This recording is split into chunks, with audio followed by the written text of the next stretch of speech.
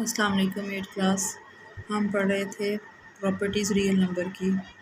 Order of real number यानी inequalities property of real number.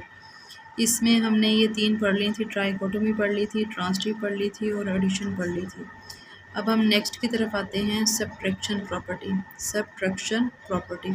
Subtraction property क्या है कि A B C belongs to R, यानी real numbers हैं for all real number A B C belongs to R, जो कि हमने are set से उठाए हैं।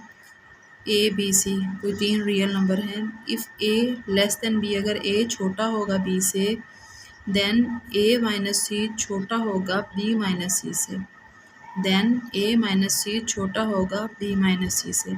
अब इसकी दूसरी सिचुएशन पे आ जाएं, if A greater than B. ये 8th क्लास आपके बुक्स में ये गलत प्रिंट हुआ है, इसको ठीक कर लें।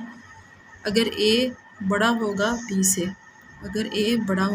से, देन ए माइनस सी बड़ा होगा बी माइनस सी से, देन ए माइनस सी बड़ा होगा बी माइनस सी से। इसको अब हम हल भी करते हैं किस तरीके से, देखें। पहली सिचुएशन पे आ जाएं, ए छोटा है बी से, ए आपके पास 10 है, बी आपके पास 11 है, तो ए छोटा हो गया है बी से। सी अब आपने कोई नंबर लिया है, 2 ले लिया, आपकी मर्ज़ी, आप 3 ले लें, 4 ले लें। सी आपने ले लिया है 2। अब इस सी को हमने इस साइड से भी माइनस करना है, यानी ए से भी माइनस करना है और बी से भी माइनस करना है। ए माइनस सी यानी 10 माइनस 2, और यहाँ पे बी माइनस सी यानी 11 माइनस 2। 10 में से 2 निकाल दिए, क्या बच गया? 8। 8 छोटा है, 11 माइनस 2, 11 में से 2 गए, क्या बच गया? 9।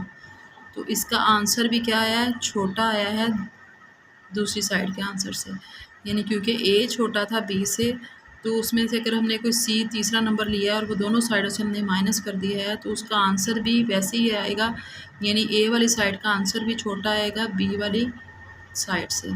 ए छोटा है बी से, यानी ए माइनस सी छोटा है बी माइनस सी से। तो ये वाली कंडीशन ठीक हो गई, ये होल्ड करती है। अब दूसरी कंडीशन पे आ जाए, अगर if A greater than B, अगर ए बड़ा हो बी से, ए आपके पास यहाँ पे क्या आ गया? 13 आ गया। ए बड़ा है बी से, ए बड़ा है बी से, तो ए यहाँ पे आपके पास क्या आ गया? 13 आ गया। 13 में से बी आपके पास 9 आ गया, 13 में 13 और ये 9। अब सी आपने ले लिया है 2। सी को आपने इस साइड से भी माइनस करना है और इस साइड से भी माइनस करना है, यानी ए माइनस बी भी करना है और बी माइनस सी भी करना है। 13 में से 2 गए बच्चे, 11 आ गया, और 9 में से 2 गए, 7 आ गया। तो देखें, अगर ए बड़ा था बी से, तो वो वाली साइड भी, उसका आंसर भी बड़ा आया है दूसरी वाली साइड से, यानी ये कंडीशन भी होल्ड कर रही है, ए माइनस सी बड़ा आया है बी माइनस सी से। नेक्स्ट हमारे पास जो प्रॉपर्टी है वो बच्चे है मल्टीप्लिकेशन प्रॉपर्टी।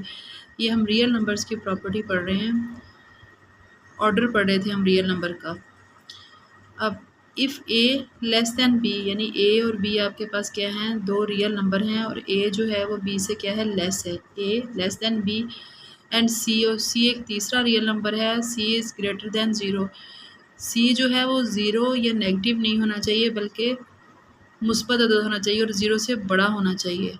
देन अगर ये तीनों चीज़ें हो जाती हैं, अगर ये कंडीशन हो जाती है, ए बी से लेस है और सी जो है वो ग्रेटर देन 0 है, देन ए सी लेस देन होगा बी सी से, यानी ए वाली साइड को भी जब हम उस सी से ज़रब देंगे और बी वाली साइड को भी जब हम उस सी से ज़रब देंगे, तो इसका जो हासिल ज़रब आएगा या जो इसका प्रोडक्ट होगा वो भी क्या होगा? लेस होगा। किससे?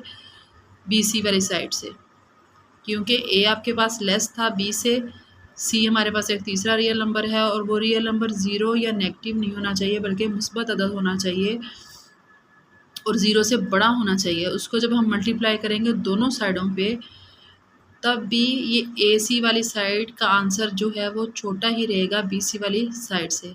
इसको हम एग्जांपल से प्रूव भी करते हैं। देखिए एग्जांपल, अब ए आपके पास है 5, बी आपके पास है 8।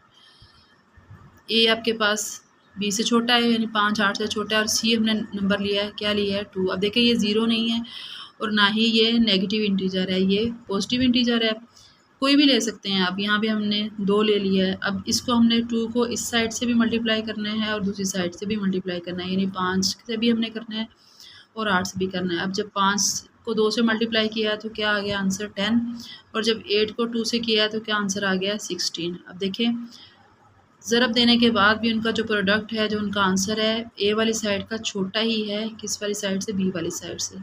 तो यही हमने प्रूव करना था, यही है मल्टीप्लिकेशन प्रॉपर्टी।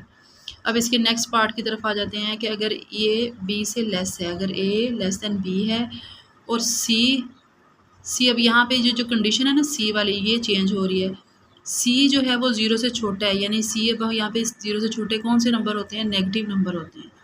मुस्बत तो आ नहीं सकता, तो 0 से छोटे नंबर क्या है, नेगेटिव नंबर हैं। देन अब जब हम इनको मल्टीप्लाई करेंगे, ए को सी से और बी को भी सी से, तो ए सी वाली साइड क्या हो जाएगी, बड़ी हो जाएगी बी सी वाली साइड से। You got my point.